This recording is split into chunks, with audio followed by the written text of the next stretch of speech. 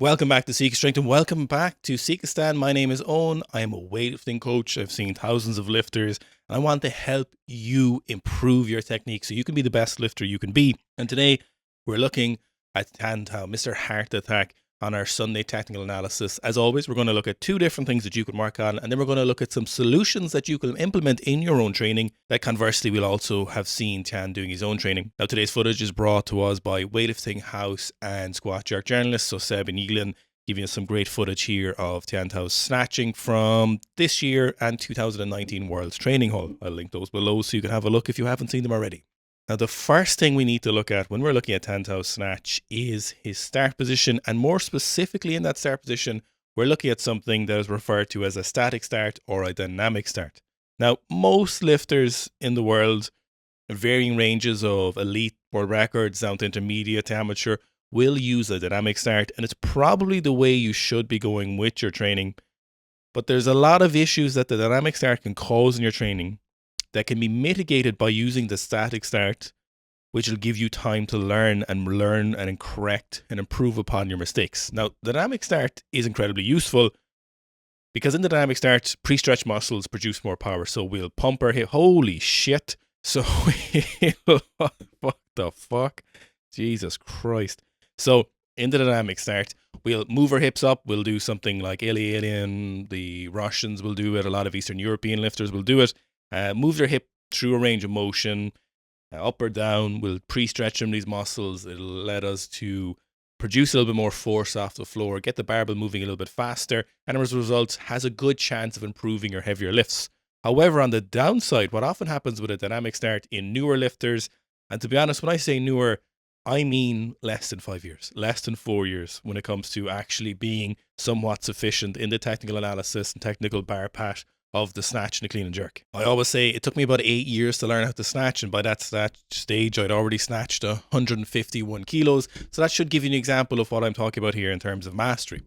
Now, the dynamic start can be so useful, and it's probably something you will end up using, and I would recommend and say that more than likely you're going to end up using it, and you probably should end up using it at some point in your career to varying degrees of aggressiveness. However, if we watch Tian here, we can see him making use of a static start, and there's a lot of benefits to the static start that newer lifters or intermediate lifters can make use of.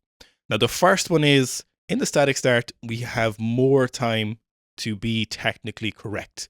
So when we use a dynamic start, both physiologically and psychologically, when we attack the barbell, we have less time to think about certain aspects of the barbell, and we have to spend more time thinking about that particular dynamic start. So let's say we do a really aggressive hip pump, a single hip pump or a hip drop, like someone, Alien, for example, is a good example of someone who does that, where he comes in, aggressively drops his hips and pulls the barbell. Now, he gets a lot of force off the floor, undoubtedly gets more speed off the floor, but what will often happen for other people is when we do this really aggressive hip pump and we get that barbell moving fast, we don't have quite enough time to think about certain specific technical improvements that we should be working on. For example, in Tian Tao's case, we might be looking at sweeping the barbell back off the ground, but what often happens in a dynamic start, we'll see people will bump the barbell forward as they pull off the ground, and this, while might be a faster moving barbell, is a barbell moving out of place, and so we're resulting in this imbalance between technique and power.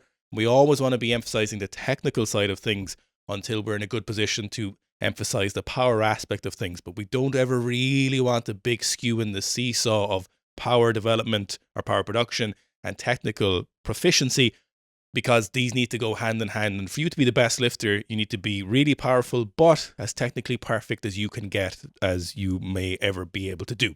So in the static start, we've time to go through the sequence of things that we need to focus on. And as the barbell gets heavier, you'll be able to focus on less aspects. But as you get more experience, you'll be able to focus on more aspects at the same time in the correct order without slowing the barbell down. And the static start here is something that allows us to really emphasize certain aspects of the barbell. For example, we've talked about sweeping the barbell back off the floor. And in the snatch, this is often a major problem. And we can see Tian Tao does an excellent job of bringing that barbell back towards him off the floor. And so, for example, if this is your issue, maybe you're having this issue at 170 kilos, what's really useful for you to do this is have a static start, because in that static start, you can ensure that you're hitting the exact same position every time. So very frequently in the dynamic start for amateur lifters, we'll see different positions being hit almost every rep. So sometimes the shoulders will be really far in front. Sometimes the shoulders will be on top of the barbell. Sometimes the shoulders will be back behind the barbell. Sometimes the arms will be tenser. Sometimes the arms will be looser. Sometimes the hips will be closer to the barbell. Sometimes the hips will be further away from the barbell. Sometimes the toes will be turned in. Sometimes the toes will turn out. Sometimes the toes will be straight ahead. You'll see a massive inconsistency in technique. And one of the most important things in weightlifting is consistency of technique. Even if your technique isn't the most perfect technique now, being really consistent in your technique. If we watch these warm-ups, we'll see for Tian that all of his lifts look very, very similar, because technical consistency is very, very important, because it allows us to, first of all, get to a stage where our technique is automatic, and this allows us to move faster. If we're trying to always think about technique at the heavier weights, at some stage, we're going to be slowing that barbell down, and it might not even be a huge discrepancy, but it could be the difference between you making a 2 kilo PB in your snatch or you missing a 2 kilo PB in your snatch. So you might say, Owen, doesn't that sound kind of the opposite of what you're just saying there? Isn't that at odds what you're saying about a dynamic start? And the answer to that is no, because we need to learn to walk before we can run, and running is the dynamic start. And right now you probably can't walk very well. So that static start for just a couple of weeks will give you an opportunity to focus on some of the things we're talking about in this video. So we end up emphasizing technique, which should be the thing you should always be emphasizing until it's gold medal time. It also gives us a little bit of a psychological respite, because when we're really aggressive and if we're super hyped up, we can often make those technical mistakes. But because we're so hyped up, and if we use a really aggressive dynamic start, sometimes we can end up then putting a lot of pressure on ourselves, because you're kind of aware that something's going wrong, but you're not quite sure what it is. And so when you're really aggressive with this dynamic start, you often end up making a lot of mistakes.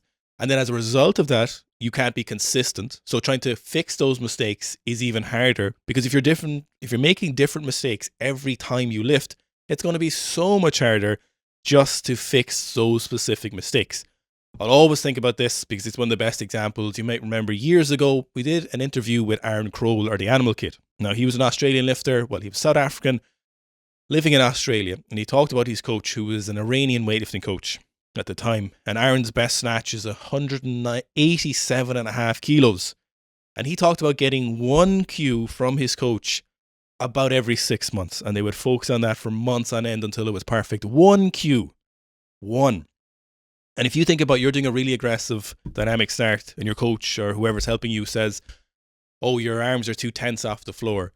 And if you can't even keep the same level of tension throughout each lift, there's no way you're going to be able to make some better changes on your particular lifting. So we've got the psychological pressure, we've got technical inconsistency, and then we've got this emphasis on power instead of technique, rather than having a nice little combination of both of those. Now, the second thing I want you to watch when it comes to Tian's technique is his aggression in the turnover, or his kind of power when he's locking out the barbell.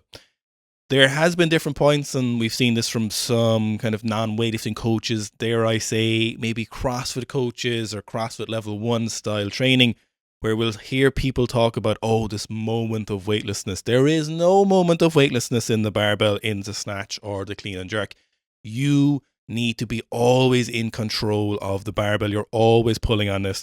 And Tian is an amazing example of demonstrating how aggressive he is in the turnover. If you watch how fast his arms snap into the lockout position, you'll see that that can only be done by being proactive with it, or at some stage in his training, being incredibly proactive with that turnover. So there's a couple of reasons we want to do this. Maybe you're really weak in the bottom position. Maybe you always get red lighted for elbow position in the bottom. Maybe your elbows are shaky, or you rebend, or you don't lock out fast enough, or you have a unilateral discrepancy in your lockout. Being more aggressive and diligent in the lockout will also start to help with this. If you're really proactively pulling on the barbell, like we see Tian doing here, you're going to move that barbell faster, and a faster barbell, with the caveat that we're in the correct position, is a better barbell, and in theory will allow us to lift heavier weights. So if we watch that turnover, you can see there isn't many people who are locking out that barbell faster or more aggressively than Tian. Third, in terms of technique, if we're really active in directing the barbell, we have a better chance of actually keeping the barbell closer to us and obeying the excellent technical model that we're looking for. If we're loose and we're not super thoughtful about turning that barbell over, the issue here is that you'll probably end up with a very slow barbell, but also a barbell that's going to be out of position really, really consistently. So the irony of that is your barbell is going to be wrong more often than it's not. So then if we're not diligent with putting that barbell, it's going to be super inconsistent, even by a few millimeters. And this can make all the difference between when you are going to make a lift and when you're going to miss a lift. Now, how do we work on these two issues? So the first one is a very, very interesting aspect. We're trying to have a better static start position, or just even a better start position in general when it comes to the power off the floor. Being strong really helps. And you'll often see that weaker lifters are ones that will rely on the dynamic start a little bit more aggressively to overcome their inability to produce as much force as someone as strong as this. Now, I'm not saying you need to go squat the mythical 320 kilos as a weightlifter, but what I am saying is it's a very good example. So being strong enough for your lifts can be really useful in the context of having the best technique. So, maybe we'll look at the Italian lifters. We might look at someone like Sergio Masita, for example, and we'll see him snatching 141, but struggling with a 210 kilo squat. Now, both of these are fantastic numbers to be hitting on the squat, but you're probably not an elite level lifter. So for you, you're much better off being in that efficient, or that, dare I say, less efficient range of between your back squat and your lifts from the floor, or at least being on the upper edge of that, to allow you to be in a position where you can not so much rely on this really aggressive power and maybe your innate kind of stretch reflex, but rather your technical consistency, and you can be comfortable in repeating a lift without being super aggressive with that dynamic start. So, for example, I'll give you some numbers. If you're snatching 100 kilos, you're trying to get to that 110, maybe even into the 110 plus realm, what you need to be doing is probably squatting somewhere closer to that 200 kilos.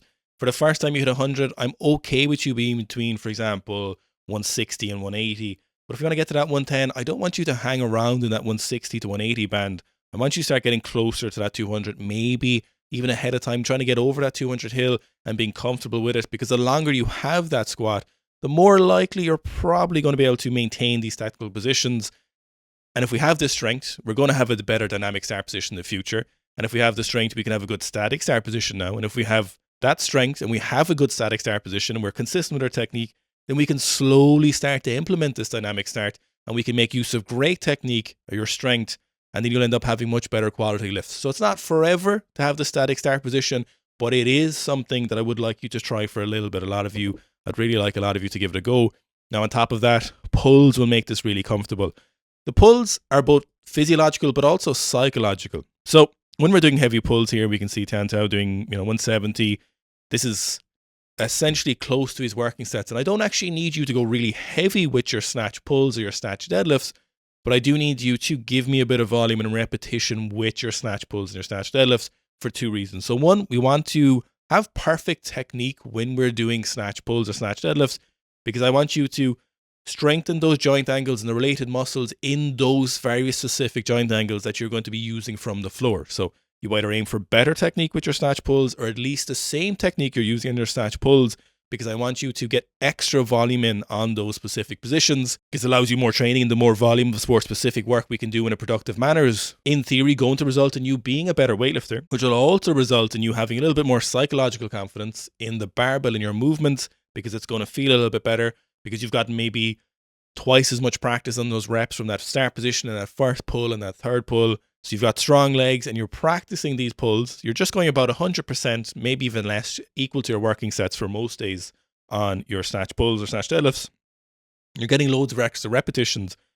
So from here, you're practicing that barbell, and then you're getting that start position right. And then maybe in a few months, you slowly introduce a dynamic start position and you work on the other tactical aspects, and you're getting stronger. And by 6 months' time, you'll have loads of pulls. If you think about 6 months of training, how many repetitions you might get per week on the snatch at meaningful weights. You might get 30 reps a week, maybe, when it's in the triples and some of the doubles. But after that, it's quickly falling off to maybe 20. Maybe we're dropping even further as we get through those later weeks. But imagine if you did a lot of extra pulls, or even a normal amount of pulls. You did 4 or 5 sets of 3 twice a week. You're quite literally doubling, or maybe even 2.5 or tripling the number of effective first and second pull repetitions you're getting. And while they're at similar weights to your snatch working sets, they're not going to be that fatiguing. If you're going super heavy, going maximal, like we might see the Chinese team doing sometimes, yeah, it's not going to be the most productive. But If you stay around those rep ranges and you work in perfect positions, you are giving yourself a much better chance at being a better lifter. Now, one of those areas as well is some specific strength training of the back. So a lot of times lifters will feel like their lower back is weaker, or if you have a back like Zhu Zhezhen, you probably don't feel like this, but a lot of us don't. Work in that back position with some assistance work like back extensions and abs. There's a reason most weightlifting gyms in the world, in terms of professional systems, will usually finish their session with back and abs, and they know because in the posture and the technique that makes a huge difference. Now, how do we improve that fast turnover? The first thing we're going to do is we're going to start doing some power snatches if it's a problem for you. Now, you don't always have to do power snatches in your training, but if you feel like that slow turnover is an issue, the addition of power snatches can be super useful. And we've got some power snatches here from Tian, and it makes a big difference. You don't have to go super heavy with these. In fact, I would encourage you to go lighter with them and work on a really fast turnover, catching that barbell nice and high. The second exercise we're going to look at when we're doing improvement on that turnover is muscle snatches. Now, I don't actually want you to make contact with your muscle snatches. I would prefer if you did some no contact muscle snatches. You can use straps, but preferably you can use the hook grip.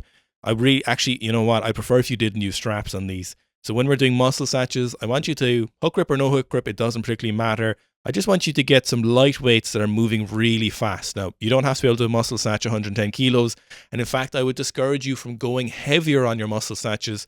Think about the muscle snatches as a technical reinforcement and a speed exercise. So you're not going heavy and changing the technique. You're not turning over really early and pressing out. You're turning that barbell over as fast as possible. You're pulling those elbows high up here and locking the barbell out as fast as possible. So if you're in a position where you're going really heavy on muscle snatches and you're turning them into what Gabriel Sincrean calls a fast, clean and press, where you turn over really early and you press from here, that's no good for your snatch from the floor. So power snatches, probably once a week. Muscle snatches, you could do them every time you're snatching. Warm up, 40, 50 kilos. And warm up with them really diligently with perfect technique, pulling the traps first, then pulling the elbows to turn that barbell over. Now, I hope you enjoyed today's video. I certainly enjoy making these technical videos. There'll be a top comment below to vote between two different lifters. So if you want to give me your A or B selection, it'll both help me pick the next lifter and it'll also help the algorithm, which I would massively be appreciative of. If you'd like to improve your own weightlifting, if you'd like to get feedback from myself and Dara, if you'd like to implement our programming, download our app on the Sikastrength app on iOS and Android. We've loads of weightlifting programs. We've got our mainstream weightlifting program, which is incredibly productive. We've got pulling program. We've got squatting program. We've got snatch specific programs. We've got clean specific programs. We've got jerk specific programs. There's a chat bot. We've got access to our Facebook where we do weekly live streams and feedback on people's lifts and answer your questions. So check it out on Sikastrength, iOS and Android. You get a free 7-day sign-up trial. You don't pay anything. So you can check it out on iOS and Android. And maybe you might get some technique that's close to nice, like Tian's house. Maybe not, but I will try our best. Hope you enjoyed today's video, and I certainly enjoyed making it.